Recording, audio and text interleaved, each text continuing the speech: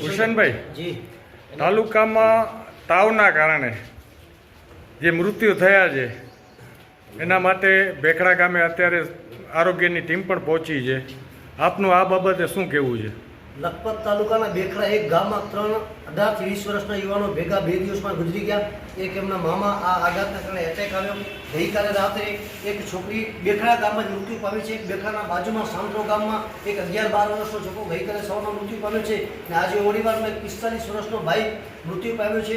માનનીય શક્તિસિંહ ગોહિલે સીએમ ઓફિસમાં પરમ દિવસ ટ્વીટ કરીને સીએમ ઓફિસને જાણ કરી છે. લખપત તાલુકા સીએચસીમાં એક સુપ્રિન્ટેન્ડન્ટ અને 2 ડૉક્ટર હોવા જોઈએ, એની જગ્યાએ માત્ર એક જ ડૉક્ટર છે.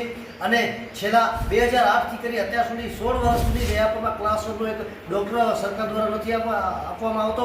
અહીં માત્ર એક જ ડૉક્ટર પર સીએચસી ચાલે છે. રોજના 100 લોકો ઓપીડી આવે છે, 100 તાવના બીમાર દર્દીઓ અહીં આવે છે. આ તાવ, આ મૃત્યુ શેના કારણે થઈ શક્યું છે અત્યાર સુધી વહીવટીતંત્ર નથી. હવે ગઈકાલે મામલતદાર સાહેબશ્રીને મળ્યા અને વહીવટીતંત્રને મળ્યા તો અમારી વિનંતી છે કે તાત્કાલિક આરોગ્ય વિભાગ દ્વારા અને વહીવટીતંત્ર લખપત તાલુકામાં આવે અને આખા મહામારી તો નથી ને એની જાણ થાય એવું અમારી વિનંતી છે.